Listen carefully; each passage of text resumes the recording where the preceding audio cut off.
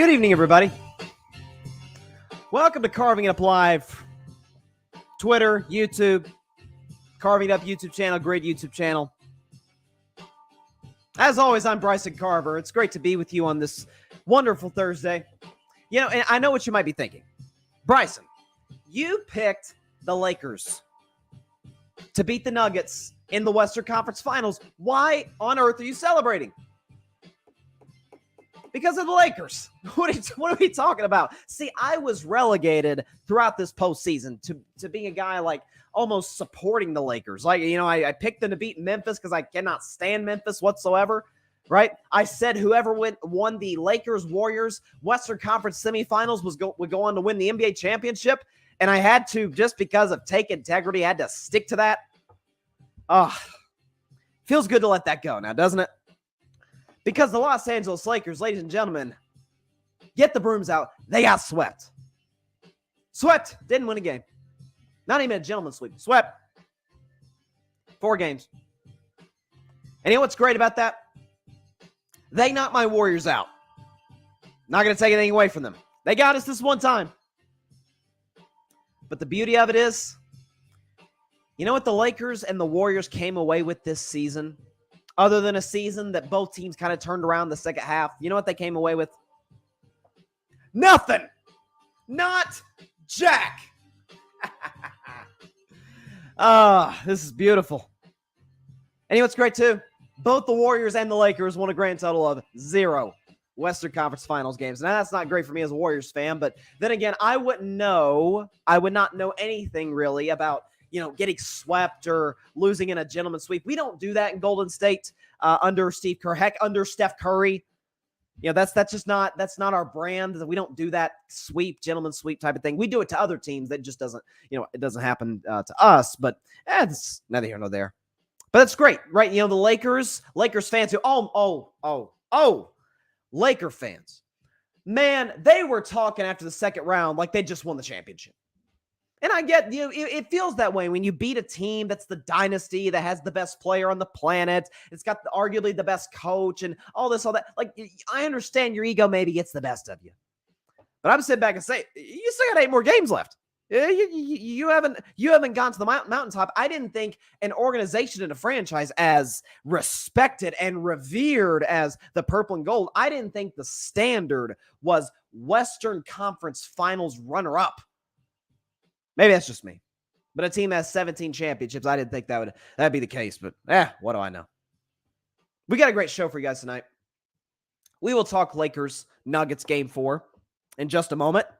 Also, Celtics Heat. I'm here to tell you that series is over. I don't care what anybody says. Boston's going to come back from 3-0.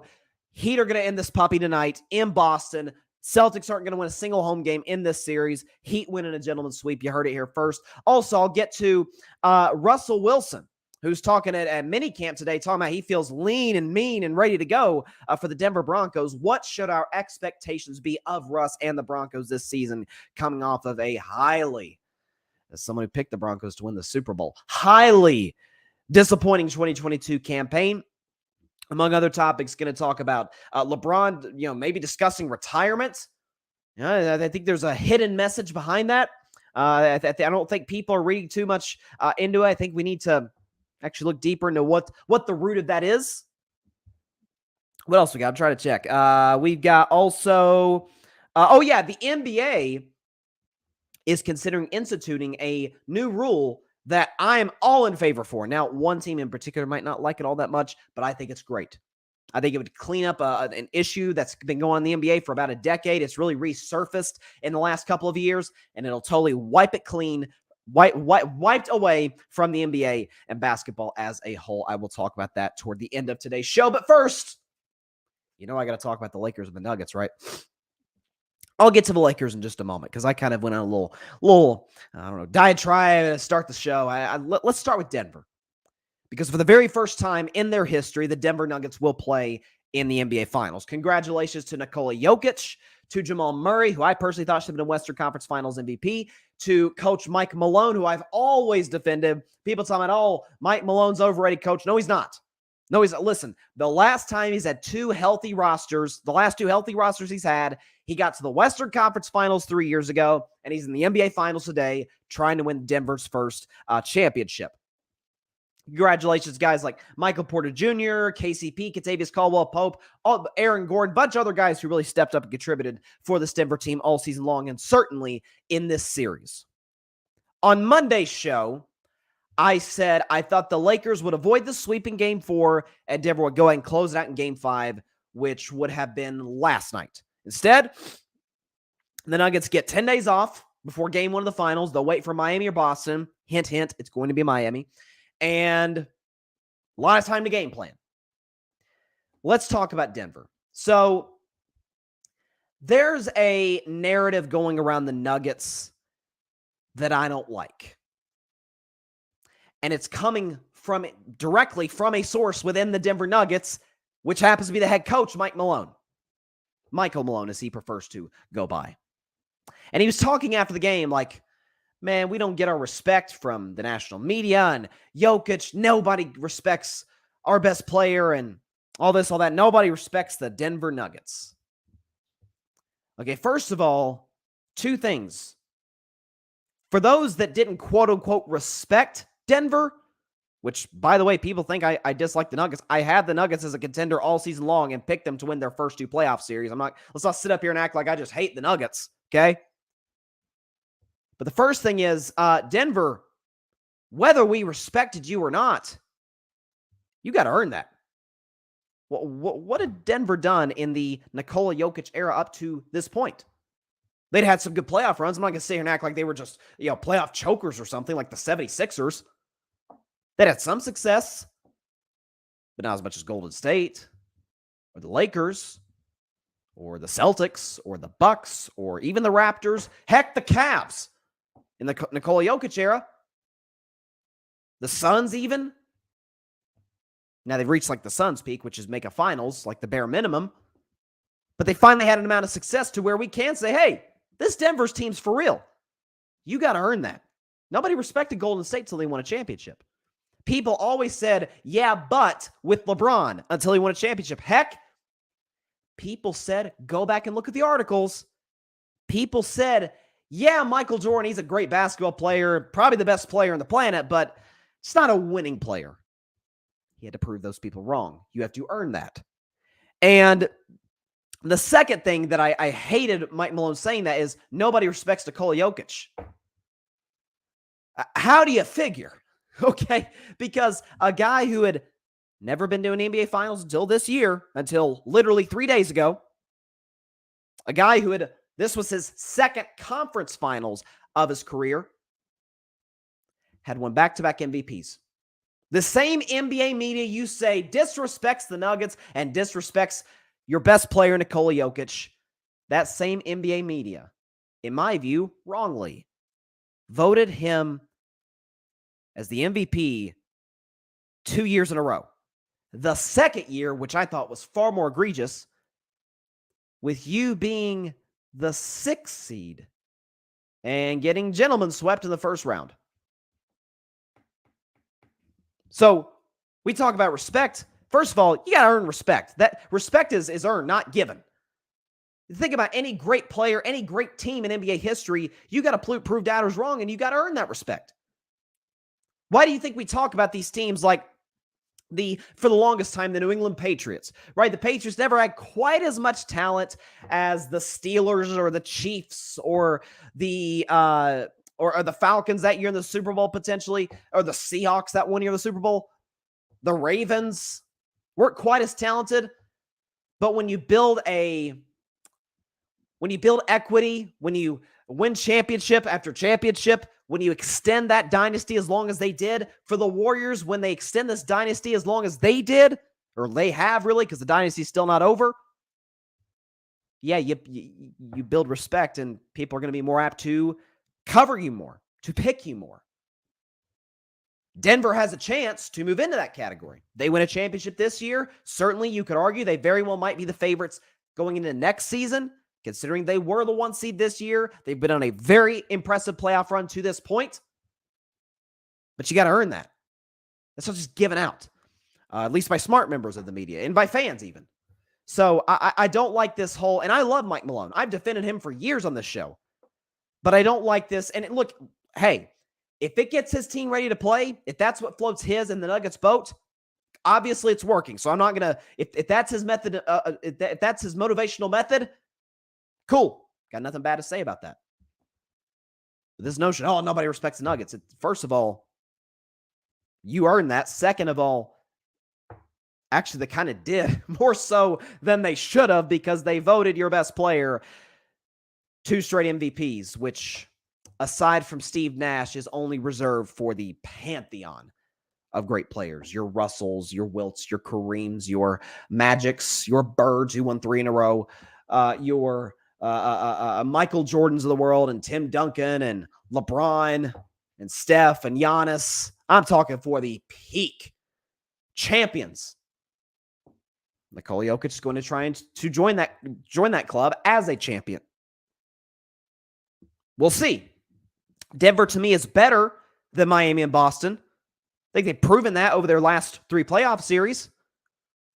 But you know me, I don't do false narratives very well in this show. About to get to the Lakers in just a moment. Like one of my least favorite false narratives is that Steph Curry isn't clutch, doesn't hit clutch shots in the playoffs, and that LeBron isn't clutch, period.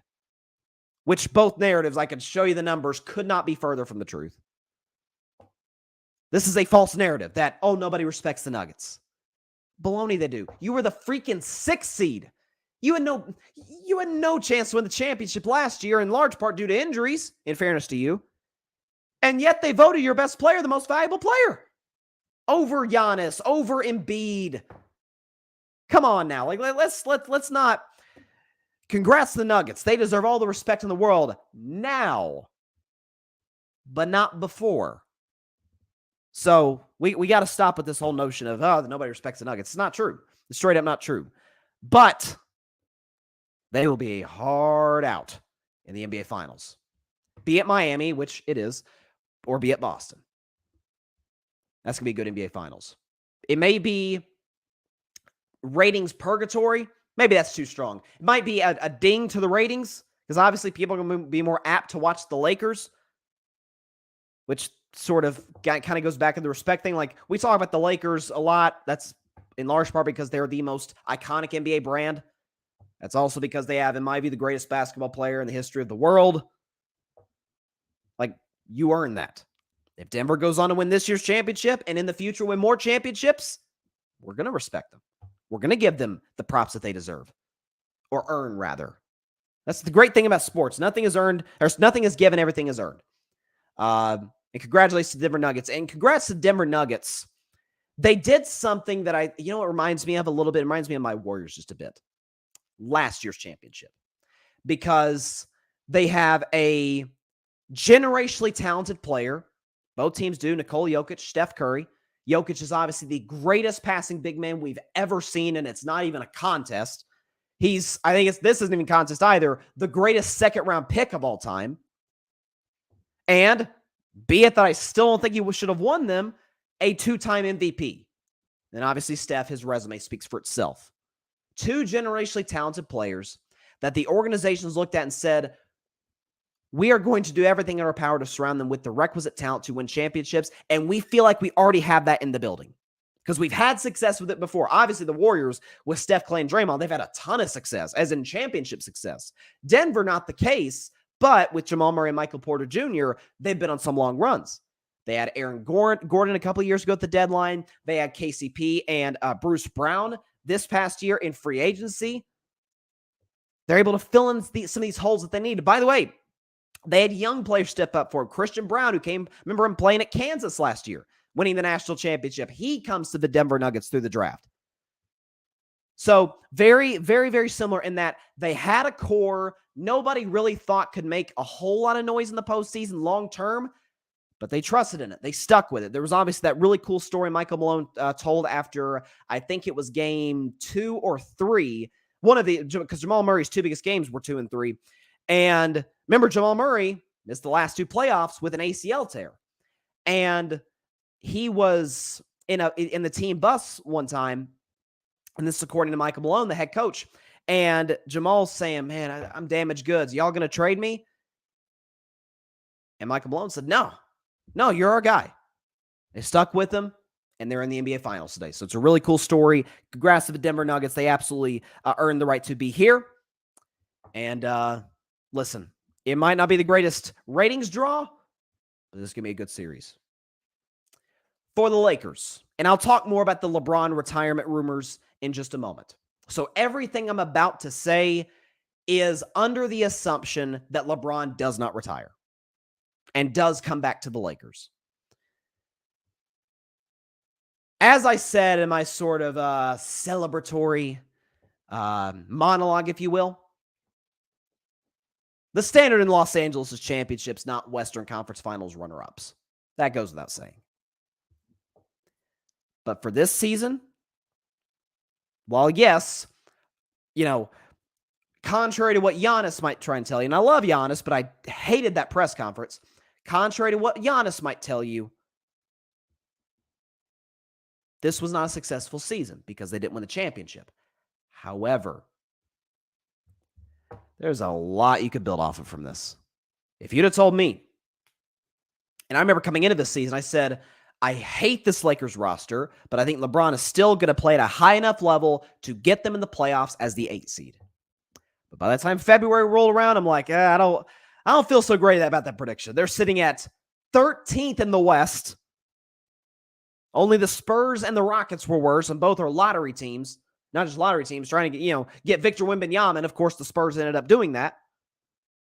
LeBron's putting up insane numbers, broke Kareem's record on, I think it was February 7th of this year, but not a lot of W's. And Rob Pelinka totally turned this team around at the deadline. Before the deadline, a month prior, getting Rui Hachimura from the Washington Wizards, which was a huge pickup. And then going out and getting D'Angelo Russell, who albeit had a bad series. I understand that Lakers fans aren't happy with D'Lo, nor should they be. But he was a key in them getting to this point. He played well in the play-in tournament game against the Timberwolves. He had a solid series against Memphis and played pretty well against Golden State in the second round. He just had a bad Western Conference Finals. You had Jared Vanderbilt, who's an excellent on-ball defender. You had Malik Beasley, who really was a big part of your rotation, but was a big part in you getting the 7 seed and being in the play-in tournament in the regular season. All of these pieces, Mo Bamba, who was there briefly, I think he'll be a big part of the Lakers next year. You add all these pieces that actually fit with LeBron, who, what do we always say? What does LeBron love more than anything else? He loves shooters. You saw the emergence of Austin Reeves. Dennis Schroeder made a bigger impact. Obviously, he was with the Lakers to start the season as well. Rui Hachimura is a good three-point shooter. So LeBron being able to rely on those guys to knock down shots is a big reason that they got here. And you're talking about a team that barely by the skin of their teeth survived Minnesota in the play-in tournament, but won. I remember coming in that game, I said, Rudy Gobert's gone. That's actually a plus for the Timberwolves. This is going to be a tough game for the Lakers. Sure enough, it was, but they came out with it. They knocked off Memphis, which I said they would. They beat Golden State, which, as a Warriors fan, of course, quite stunned me, especially the fact that they executed better than us in games 1 and 4. And simply put, they lost to a better team. But the fact that they were able to put this together in 2 months, basically. 3 months, actually 3 months if you count the conference finals. What isn't there to be excited about if you're a Lakers fan next year? Assuming, of course, LeBron returns to the Lakers. You got an Austin Reeves who's just getting better. Anthony Davis, I call him, coin flip Davis. Got the, coin right here. I may flip it later today if I feel like it. But you got coin flip Davis who's here today, gone tomorrow in terms of his production. Who knows what you're getting from him? And you didn't get a whole lot from him this series after game 1. Rui Hachimura was big. Yet other guys step up like Dennis Schroeder, who had a really good playoffs, I thought. There's a lot to feel good about if you're a Lakers fan. You were really, after the trade deadline, record-wise, the best team in the NBA.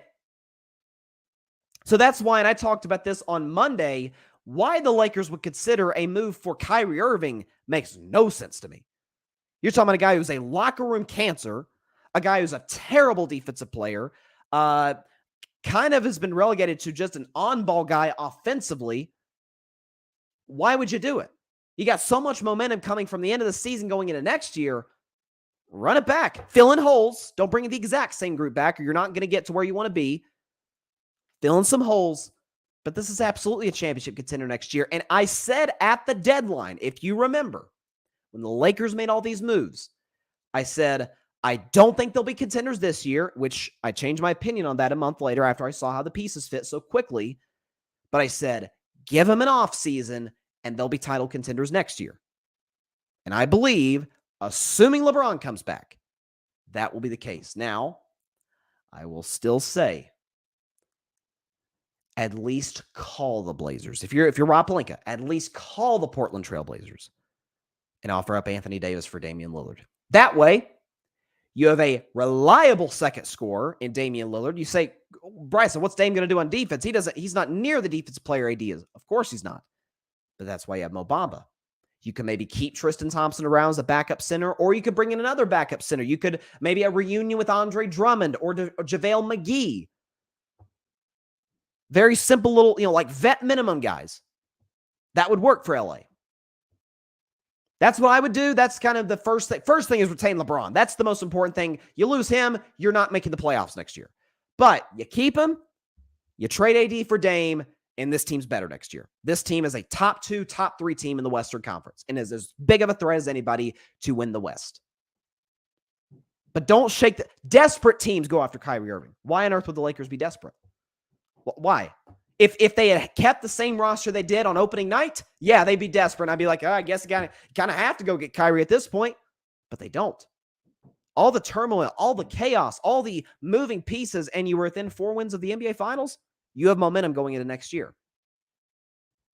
So I don't think there's... Now, as I also said on Monday, I would appreciate an apology from Laker fans, genuinely, because a year ago I said you made a stupid move to fire Frank Vogel. He wasn't the issue. The roster was the problem.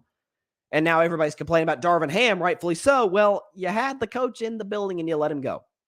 But anyways, what do I know?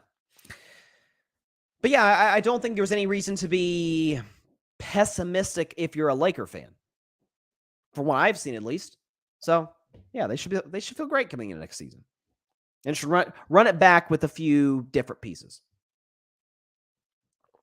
Again, that is assuming LeBron comes back, and I will get into LeBron retirement rumors, which he himself in the press conference said he suggested I may contemplate retirement after 20 years in the NBA.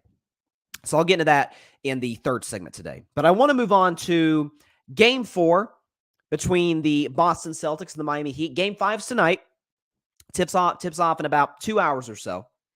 Going into Game 4, he had a 3-0 lead. As we all know, thanks to the Lakers' loss on Monday against the Nuggets, that's now 150 teams in NBA history that have been down 3 games to none, and all 150 teams went down. By the way, again, only 3 of those teams forced a Game 7. So, safe to say history's not exactly in the Boston Celtics side. And I'll get more into Game 5 after I discuss Game 4. So, what was our main criticism of the Boston Celtics? Or main 2 criticisms after the Game 3 beatdown? Joe Mazzulla's in over his head, and the players quit. That was kind of our thing, right? Joe Mazzulla is a guy who really wasn't supposed to be in this position when the Celtics moved on from Ime Udoka after the infidelity scandal. They had already lost their number 1 assistant, Will Hardy, who became the head coach of the Utah Jazz. And so now you're down to a guy who was sitting behind the bench last season, and Joe Mazzulla, who's 30, 31 years of age, only a second year total in the NBA. He's not like a career assistant who's been around the block. This is his second year as a part of the National Basketball Association. And he's being asked to coach one of the most talented teams in the league to a championship. So that was one main criticism of Boston. The second one was the players straight up quit in Game 3. They did. Jason Tatum did. Jaylen Brown did. Smart. Everybody. And so going to Game 4, I said Miami's going to go and close this one out. And to the Celtics' credit, because they were actually down by 9 in the third quarter. The final score is a bit misleading, 116-99. This was a tight game in the third quarter. And Boston kind of pulled away in the fourth. Jason Tatum played a great game, dropping 31, 11, and 7.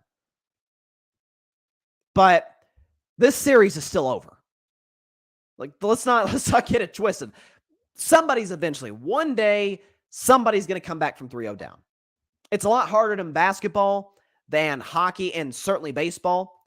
And again, only one baseball team has come back from 3-0, and that was my Boston Red Sox back in 2004 against, of all teams, the New York Yankees, which 4 times in that series we could say the most beautiful words in American pro sports.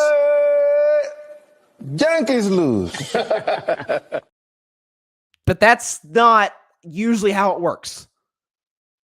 Sometimes you got to get a little bit of luck to make comebacks in these series, and Boston's going to need a lot of it. I know a leprechaun is their logo, is their mascot or whatever. They're going to need a lot of that. Because the reality is, Boston tonight is not turning the basketball over 15 times. Miami is not turning the basketball over 15 times tonight. Miami is going to score over 100 points. They only scored 99 last night, or Tuesday night. In this series, they've scored, 123, 111, and 128, I think it was. I think I'm getting those numbers right. 123, 111, 128. They score the basketball. Now, they're going to be without Gabe Vincent tonight, who turned his ankle in the fourth quarter. And it was one of the more bizarre ankle turns I've seen, where he didn't go up on a jump shot and, remember Zaza and Kawhi Leonard, where Kawhi lands on Zaza's foot. Gabe Vincent goes up for a corner 3, comes down on his ankle on the floor, not on a Celtics foot. So he's out for game 5 tonight, which is a big loss for Miami because Gabe Vincent's been great in this series. But I don't like the narrative going in that, because even Chuck said after the game, and I love Chuck. Charles Barkley is the best of the best. But he tends to be a bit of a prisoner of the moment. And Chuck said immediately after game 4 on TNT, Boston, what did he say? Boston's going to kill Miami. Go. I'm running to Vegas right now. I'm putting my money in the Boston Celtics to win game 5. And I'm like, you sure? We talk about, Boston's going to win game 5. Game 6 is the game for Miami. Are we sure about that? Boston over the last 2 years, not been that great at home in the playoffs. If you look at the second round of last year's playoffs second round against the Milwaukee Bucks, right? They do win that game 7 at home, credit to them. But the real irony of it is they kind of struggled at home in that series. I'm doing the math in my head. They were 1 and 2? Yeah, they were. No. Hang on a minute. Okay, so they lost game 1. No, okay. They were 1-3 at 2 and 2. Yeah, 2-2 at home against the Milwaukee Bucks in that series. At home. Not great. Eastern Conference Finals against the Miami Heat. They won a single home game in that series. 1-2 at home against the Miami Heat. Against Golden State, again, 1-2 at home. This year, against the Atlanta Hawks, 2-1, but they lost a weird game 5 where they're up 3-1. You think Atlanta just packed it in. They didn't have DeJounte Murray, and they allowed Trae Young to go off on them. Now, some of that credit goes to Trae Young because he's a great player, but that's a game you got to win if you're Boston, and they fell in that one.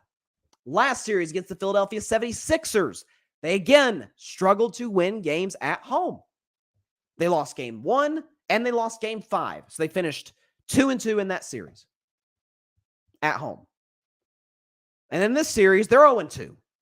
So this notion, Boston's great. Just because they have a loud fan base, a loud crowd, a passionate fan base, does not automatically mean wins. The Celtics haven't been that great of a home team the last 2 playoffs. They've actually been a lot better on the road. I don't know if that's the expectations that comes with the Boston crowd. I don't know what it is. Miami's been a much better road team these playoffs than Boston. So this whole notion, Celtics winning game 5. I'm checking the spread, and this is the ultimate. I have my segment every week during the NFL season called Betting Man. And it's always the bet I'm the most confident in if I were a betting man. Celtics minus 8.5. Vegas is giving you money. Take this Heat plus 8.5. They are giving you money. And not only do I think it's Heat plus 8.5, they're winning outright. And I know that everybody's talking about the numbers well. Jason Tatum averages 30 in elimination games, which kind of plays into what I've been saying. This whole notion, oh, Jason Tatum doesn't show up in the playoffs. He actually kind of does. Like, Jason Tatum's far from the problem in Boston. And the Celtics actually in the last two postseasons are 6-1 in elimination games because they were down 3-2 against Milwaukee, won game 6 and 7. They won game 7 against Miami last year, which is an elimination game. They lost game 6 against Golden State last year in the finals. And then they won game 6 and 7 last series against Philly. And they won game 4 Tuesday night against Miami. So they're 6-1 in elimination games, and Tatum averages 30. So that said, I know what I'm getting from Tatum. You're going to get 30, 35 points from him. But it's the role players you kind of worry about. And the irony is, this series has kind of been a reverse of the old rule that we know about the playoffs, which is the role players are much better on the road, or much better at home than on the road. It's actually kind of the opposite for the Boston Celtics. You look at game 4, season on the line, they got to win this one. Grant Williams, my man out of Tennessee, dropped 14, had a big game 4. You look further down Boston's bench. Hang on. Yeah, you look further down Boston's bench. You look at Robert Williams giving a 7. Peyton Pritchard knocking down a shot, although that was garbage time. Like, they got production from guys they don't normally get production from. Certainly on the road. Whereas Miami, if you look at the first 2 games, they got tremendous production off the bench. So, Heat win tonight. Jimmy scores 40. Jimmy's been struggling a little bit the last couple games. I know he scored 29 in game 4, but it was an inefficient 29. Didn't really get going until the game was kind of out of reach. So, Jimmy drops 40. Heat win 112-108. Heat win 112-108 over the Boston Celtics and advance to the NBA Finals. But listen, credit to Boston for winning game 4. They could have just laid down and quit, kind of like they did in game 3. But this notion that, oh, they're going to be the first team to come back from 3. No, they're not. Jimmy's not.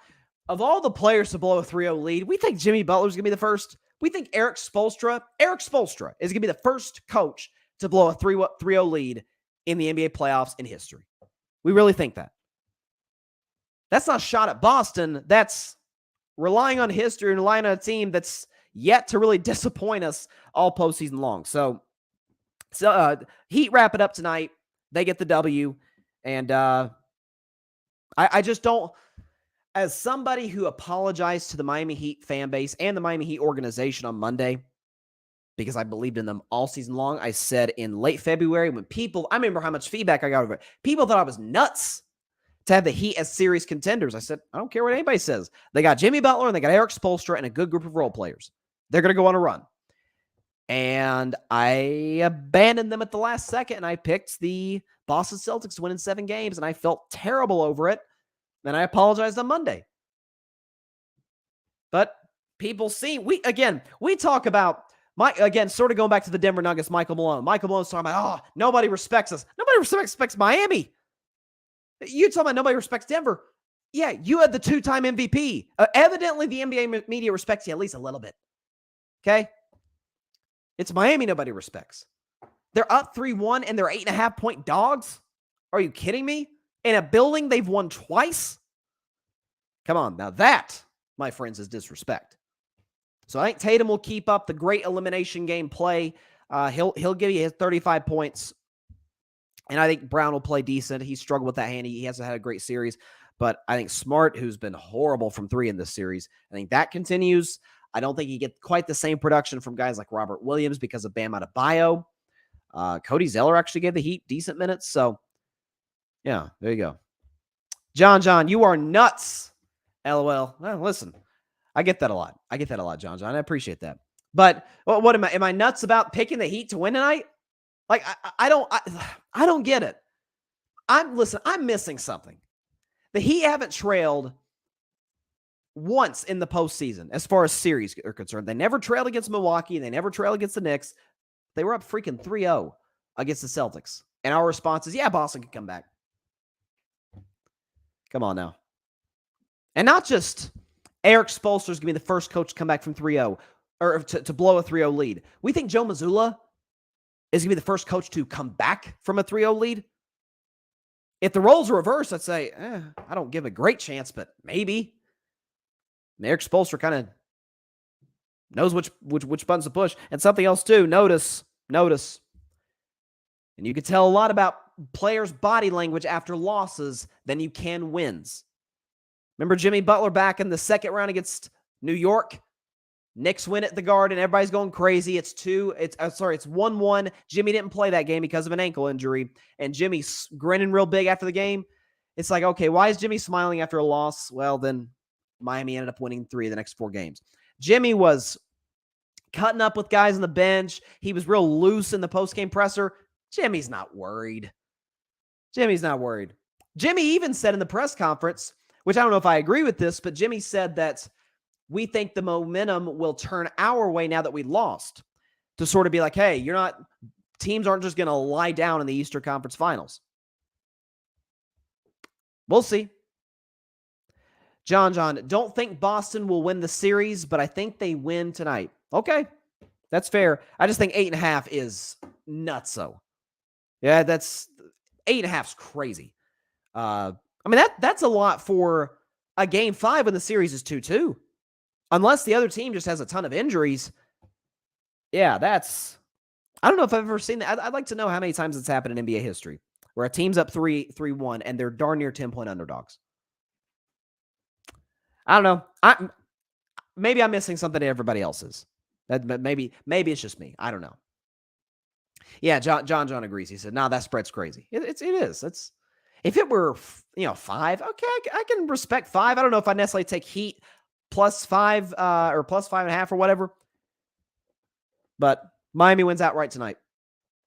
I don't think because part of what would go into a 3-0 comeback is one team, the moment getting a little too big for them.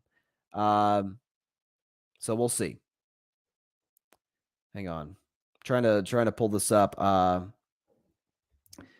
Where's the comments? Let's see. John, going to take Miami with the points. Again, they're handing you money.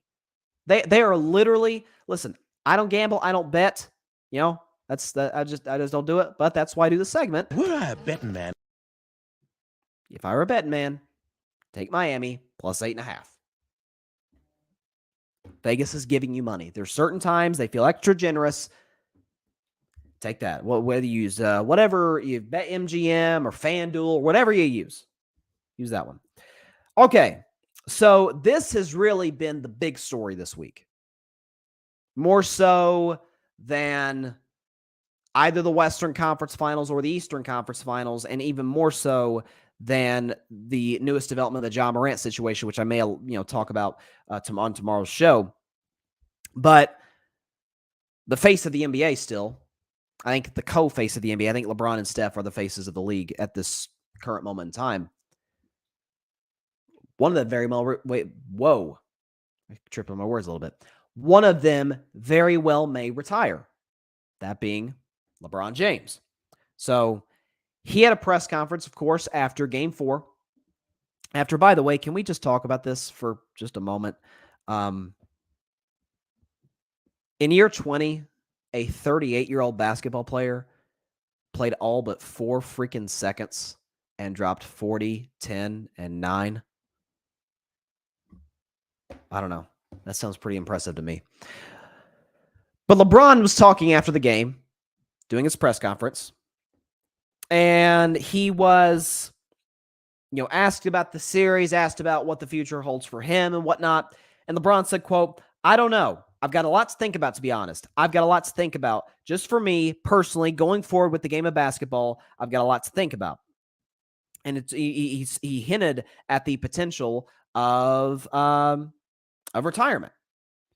So I want to make sure I'm getting the quote right because I don't want to, mess this up. Yeah, he says, "Just for me personally, going forward with the game of basketball, I got a lot to think about." So, do I think LeBron James is going to retire? I don't. I think based off of numerous factors, such as, he's still in a Western Conference game, he dropped 40, 10, and 9. So production's not the question. Is he the old LeBron James? Of course he's not, but he's still absolutely a top 10 player in the NBA. Second thing is, as currently constructed, he plays for a championship contender with the Los Angeles Lakers. Now, more on that in just a second. And the third thing is, you have the situation where he's been very vocal about this. He wants to play with Bronny. Now, LeBron recently had a quote, I think it was a few months ago, where he said that Bryce isn't, I'm not Bryce, Bronny. He wants to play with Bronny, his oldest son. Bronny isn't as enthusiastic about the potential of playing with his dad as LeBron is with playing with his son. And that's understandable because from Bronny's perspective, you're thinking, I've already got a lot to live up to. My dad's maybe the greatest player of all time. I share his name, basically. I go by Bronny to kind of create my own legacy, but my, as far as I know, official legal name is LeBron James Jr. So you have that. And the second thing is I've already got enough to live up to, but now I got to play in the same team as my dad. So I'm already going to be compared to him, and now I'm going to be on the court with him. Man, that's a lot for whenever he comes to the league, a 19-year-old kid. So I think that factors into it. If that's something that Bronny doesn't necessarily want to transpire, is LeBron sitting back there and saying, okay, if it's not what he wants, then do I really want to keep going? The question at this point, I don't think is LeBron's love or dedication to the game. Because if you remember, and I called this in advance. I called this before last NFL season started. I said, this is Brady's last year. Because the commitment to football, as rigid as he is to his training schedule, to how he eats, to football, it was all over the place. Some of that was personal stuff. We understand that. But the commitment to football was never quite the same for Tom Brady last season. And I said, because of that, I think he's done after this year. I never got any indications, at least I didn't, that LeBron's commitment to the game has waned at all. I haven't seen that. Of any of the seasons in LA, I could argue the commitment to basketball wasn't quite there his first year in LA when he's building his business in Los Angeles. The Lakers weren't very good. You know, he struggled in the second half of the season. We understand he was injured, but didn't seem quite. And then the next season came back. It was totally bought in, and the Lakers won the championship. And in obviously the last few years, he's dealt with more injuries as he's gotten up there in age. But I don't think commitment is the issue for LeBron James. What I think it could be, honest to God, is a negotiating tactic. LeBron James very well may be taking a page out of Aaron Rodgers' book. Aaron Rodgers, for the last 2 or 3 years, has threatened retirement. Hasn't he not? Remember, he talked about when he came out of the darkness retreat this year, he was 90-10 on retirement. A couple of years ago, he said he was 50-50 on retirement. And then that year, he won MVP. This is just me. Either Rodgers, because I think obviously Rodgers is one of the 10 greatest quarterbacks ever, but either Rodgers is way better than I give him credit for because he's 50-50 on retirement, half in, half out, and still won the MVP, or I don't know. But when you talk about that, you're either half in, half out, which doesn't seem to be LeBron, or you're using it as a negotiating tactic to essentially say to Rob Pelinka, to the Lakers, we need to make some adjustments to this roster. The majority of the pieces fit. And the Lakers, they got a ton of priorities this offseason. First and foremost, keep LeBron, because if you lose him, nothing else matters. And the second thing is keep Rui Hachimura and Austin Reeves. Both are free agents. Now, Reeves, I don't know about Rui, but I'm pretty sure Reeves is a restricted free agent, so keeping him won't be quite as difficult. So I anticipate he comes back. But we know, and I think LeBron is, if this is the case, is out of his mind for this. He wants to team up with Kyrie Irving again. And Kyrie obviously was sitting courtside, sitting front row for Game 4. Now, Trae Young also was sitting, courtside. I would 100% go and get Trae Young to pair with LeBron and AD before I get Kyrie. But LeBron wants to make it work again. Obviously, LeBron, Kyrie had a lot of success in Cleveland. Could he be saying, hey, Rob, I'm gonna, not telling him he's threatening retirement, but threaten retirement and say, I'm not coming back unless you get Kyrie. And if Rob Pelinka sits back and says, we already tried this before with Russell Westbrook. You wanted Westbrook, and we got him, and we saw that worked out. Now, Westbrook and Kyrie are very different players, but both don't fit with the organization for different reasons. Westbrook, it was because his play. Again, the way Russell Westbrook plays basketball is not conducive to winning. I think we've seen that over 15 years. Kyrie Irving, you could argue his style play is not conducive to winning, but more so his impact from a negative standpoint is from the locker room. It's from distraction, from the constant headlines, the constant drama he causes whatever team he is playing for, be it Cleveland, Boston, Brooklyn, or Dallas. So if Rob Pelinka says, I'm not doing it, we're not bringing Kyrie in, we've got a good thing going, we've got a lot of momentum coming off this season, let's just fill in a few holes, and let's still make this roster better without adding Kyrie, which I think the Lakers absolutely can do, by the way. Is it possible LeBron threatens a trade? I know, and I'll talk about this more on tomorrow's show. Kevin O'Connor suggested a trade to the Warriors, which he is more than welcome to come to Golden State. I just want to put that out there. I'll talk more about that tomorrow. But are there other teams that could offer a package for one LeBron James? I don't know. For a guy who has prided himself on longevity, on being in the best headspace and shape possible to play. I mean, even I saw a quote where Anthony Davis was surprised at this, where AD was like, really? He said he might consider retirement? Like, kind of caught AD off guard. And Darvin Ham joked the day after saying, hey, way this series went, I think we all feel like retiring because we got swept. We didn't play well enough to win. Could it be simply, I don't think so, but could it be LeBron's just frustrated with Anthony Davis? He's like, man, you're supposed to be the best player in this team. You're 30 years old in the prime of your career. You should be the guy with me riding shotgun. Instead, you're coin flip Davis again. You're bad through 3.5 quarters, too little too late in the fourth, and I'm having to literally drag this team just to keep us in it and drop 40, 10, and 9 in 47 minutes and 56 seconds. Maybe. But, excuse me, knowing how calculated LeBron is in his decision-making, knowing how meticulous he is about every single word that comes out of his mouth,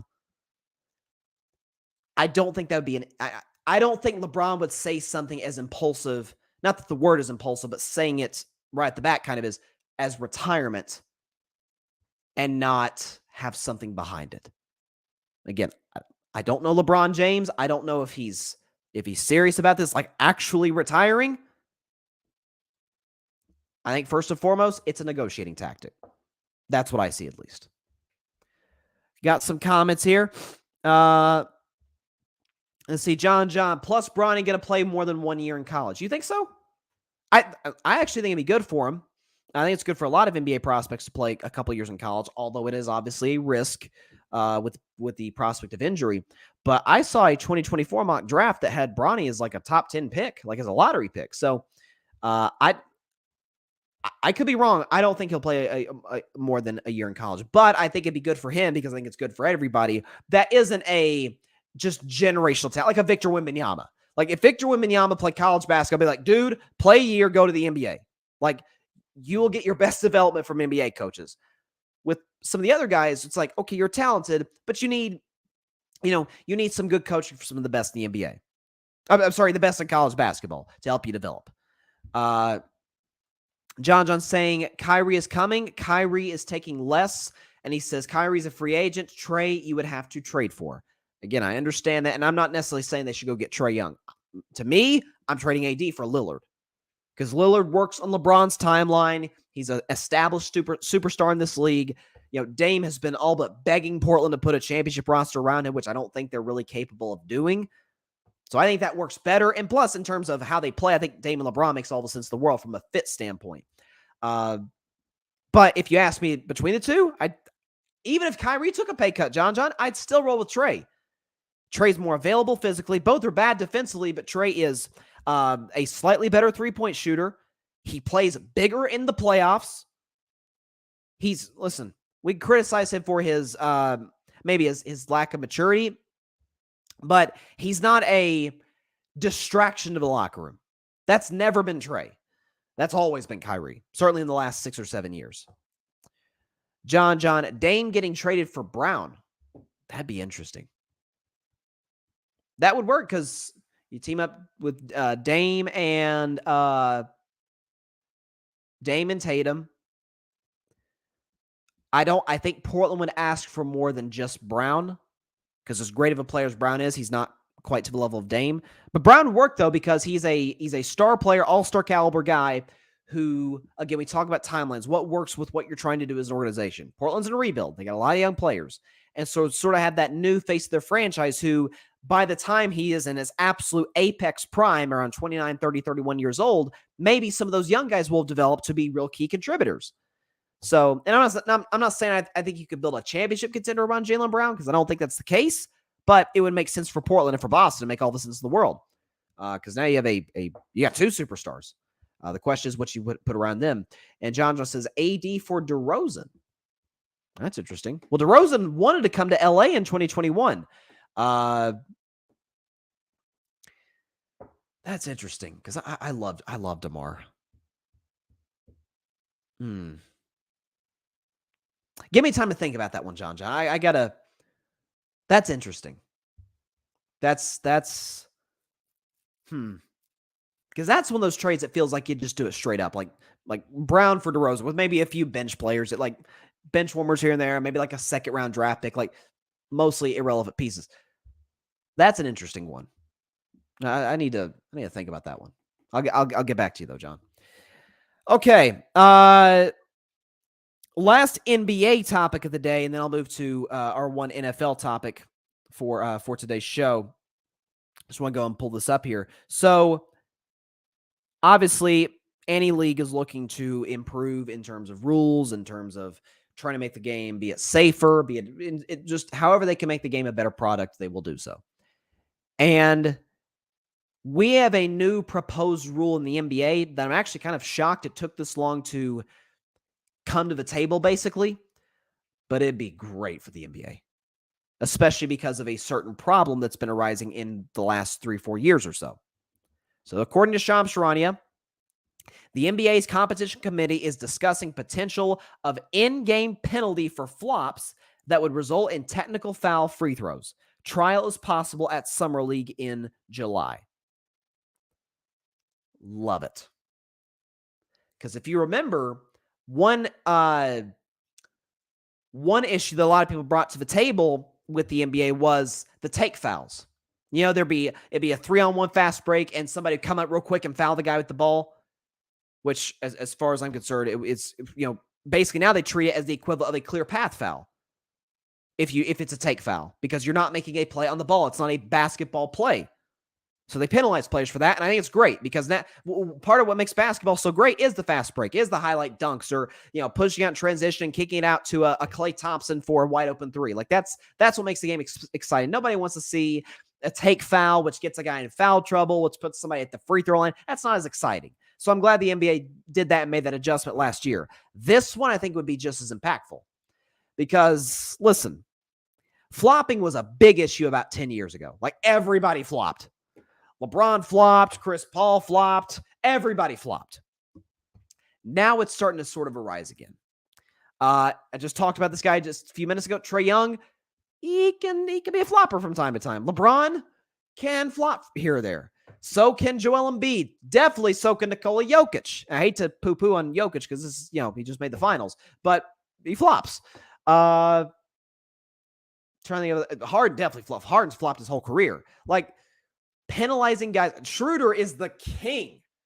I think Dennis Schroeder's a really good player. Dennis Schroeder's the king of flopping. Dude acts like he gets hit by a Mack truck if there's even the slightest bit of contact. Austin Reeves. And I love Austin Reeves, but Austin Reeves flops a little bit. Notice I'm mentioning a lot of Lakers here. That's Steve Kerr might have had a little bit of. I criticized Steve Kerr when he criticized the Lakers for flopping. Steve Kerr might have had a little bit of a point. So I'll defer to Coach Kerr on all things basketball related. But all that to say, it takes an aspect out of the game that isn't good for the game of basketball. Like, it penalizes players, not quite to the level that a take foul does, but it penalizes guys for not making, in a sense, a basketball play. If there's contact, okay, there's contact. That's a foul. But, again, the guys just, you know, throwing their bodies in the air, Again, it's not as bad as it was 10 years ago, but if the NBA can go in and nip this problem in the butt, get it out of the league, I think it'd be great. I think it'd be great. John, good point by John, by the way. He said AD is a Chicago kid. Yeah, he is. He was a huge Bulls fan back in the day. So, yeah, that worked. It's crazy, though, if you think about AD's story, though, seriously, is that, he was a guard. He was recruited as a guard by multiple colleges. And I forget. It was something crazy how many inches he grew over one summer. And he comes back. It's like, okay, we're going to have to recruit him as a power forward / center, And obviously goes to Kentucky, has an amazing college career at Kentucky. It was only one season, but they won the national title. And now, obviously, he's, NBA top 75, which I don't think personally he should have been. Again, AD is a fantastic player. I know after the Warriors series, I heard some calling him the best player in the world, which I thought was nuts. You can't be the best player in the world and just being one game you're amazing, one game you're awful, one game you're awesome, and the next game listen, even the best players have bad games. It happens. They're human. But it can't be a consistent cycle of he's great, he's bad, he's great, he's bad, he's great, he's great, he's great, he's bad, he's bad, he's bad, it can't happen. If you're the best player in the world, that's why I think that was nuts to suggest such a thing. So like I said, game 5 of the Eastern Conference Finals tonight in about an hour and a half, Celtics and Heat. I'm taking not only Miami plus 8.5, but I'm taking Miami to win it straight up. I think I said 112 to 108. So Heat win 112, 108. They advance the NBA Finals. And well, listen, by the way, I hope I'm wrong, because just for content purposes, just for drama purposes, a Boston win would be like, uh-oh, man, they may actually pull this off. And so we'll have a game 6 on Saturday.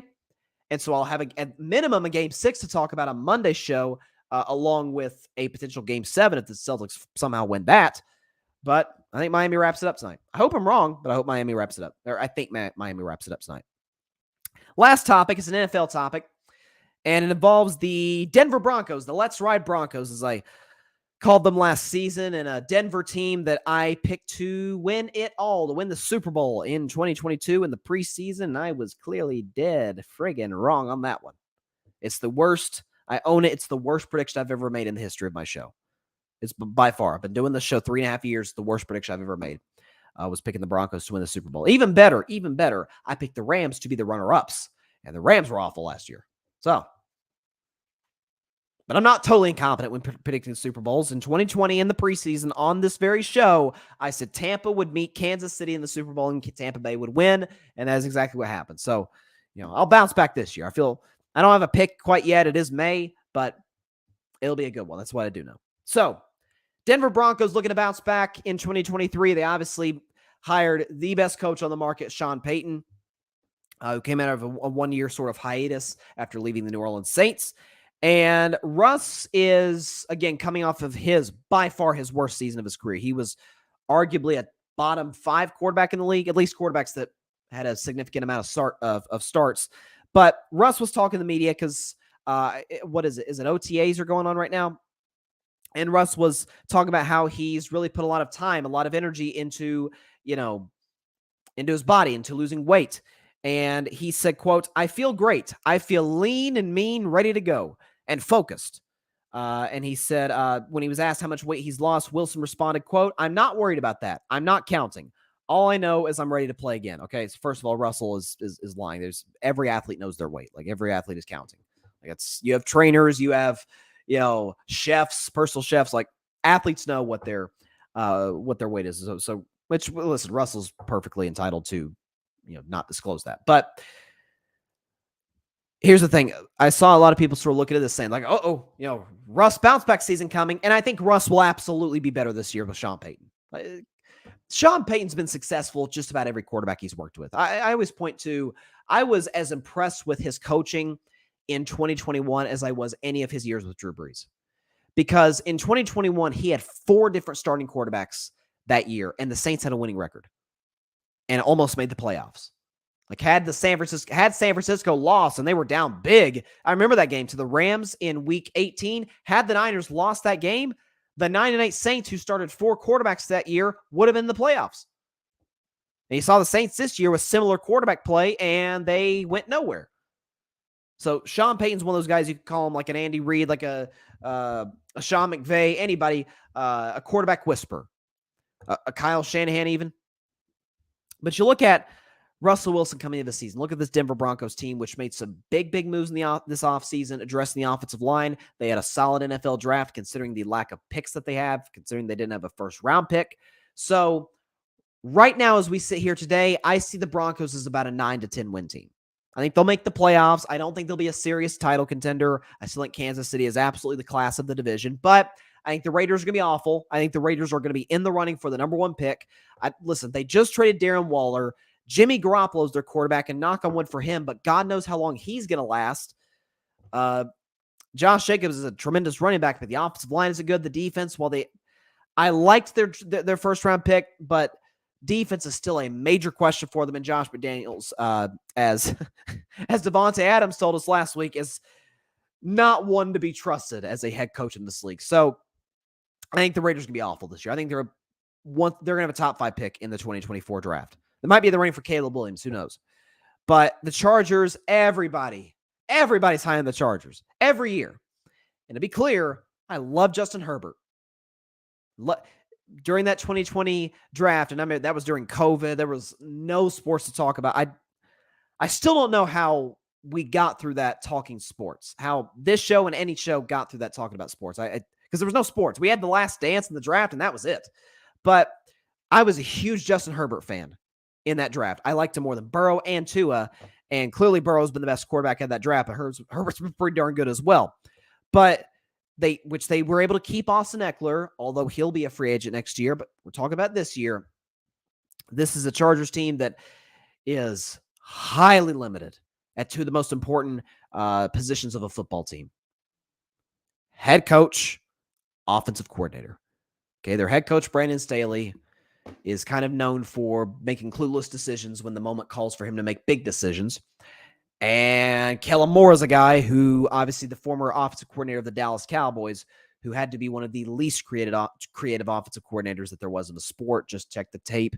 The man was addicted to curl routes. It's unlike anything I've ever seen. So he has that to work against. Now, they did add the kid from TCU, the wide receiver, who I think is going to be special in the NFL. I'm forgetting Quentin Johnson, I think is his name. And he's going to be really good in the NFL. He's got plenty of other weapons. Mike Williams, who struggles to stay healthy. But the Chargers, I've always called the Chargers Cowboys West. That's what they are. They got the talented rosters. They got great uniforms and a beautiful stadium. Now, Cowboys have a way bigger fan base than the Chargers. The Chargers really don't play a home game all year, if you think about it, in terms of home field advantage from the fan base.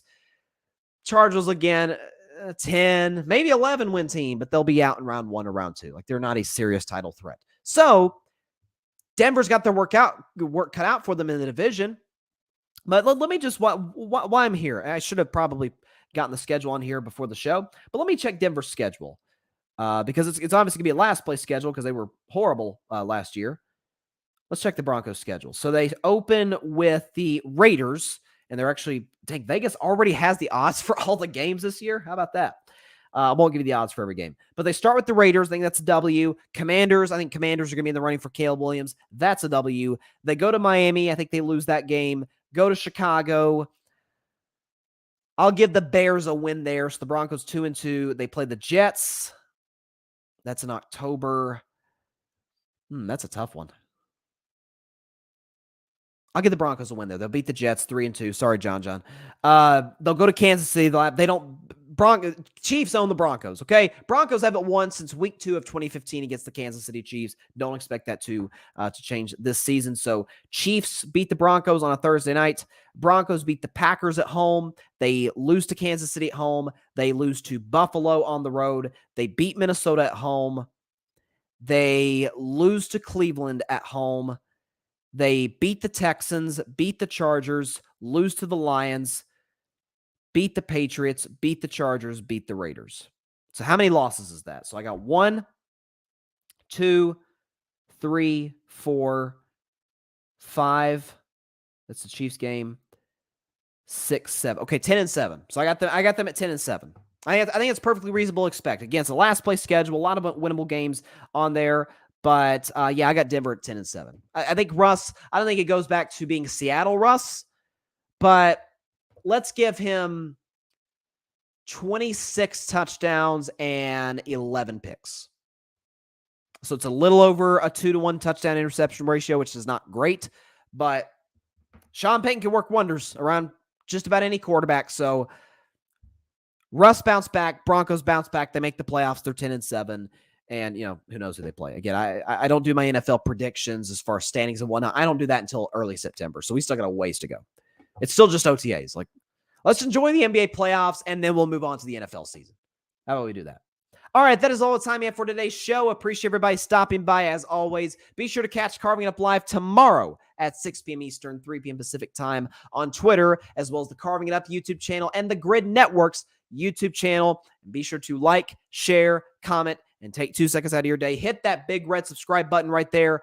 Helps the channel grow exponentially. And be sure to go subscribe to the Grid Network. That is GRYD, the Grid Podcast Network. Anywhere you get your podcasts, any and everywhere, Apple Podcasts, Spotify, iHeartRadio, Google Podcasts, and wherever you get your podcasts. Of course, subscribe to the Grid Network on YouTube. You can find my show as well as the shows and podcasts of many other incredible podcast and content creators. So, I got the Heat tonight, 112-108 over the Celtics. They more than cover the plus 8.5 point spread, and they advance the NBA Finals to take on the Denver Nuggets. Although, for drama's sake, just for content's sake, I do hope I'm wrong. But Miami 112, Boston 108, Jimmy drops 40.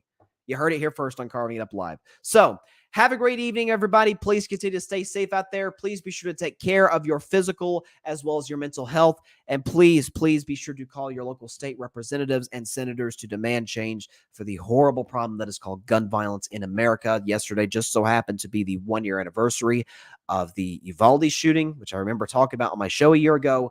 Please demand change to your local politicians, your local leaders, so we can combat this issue, which we absolutely have to if we want to preserve sanity. We want to preserve the lives of the people of this country. Have a great evening, everybody. Stay safe out there. God bless you all. Peace out. 40 Burger by Jimmy. You heard it here first. Thanks so much for watching the show on YouTube. Be sure to click that big red subscribe button and go check out the other clips and full shows of Carving It Up Live. Have a blessed day.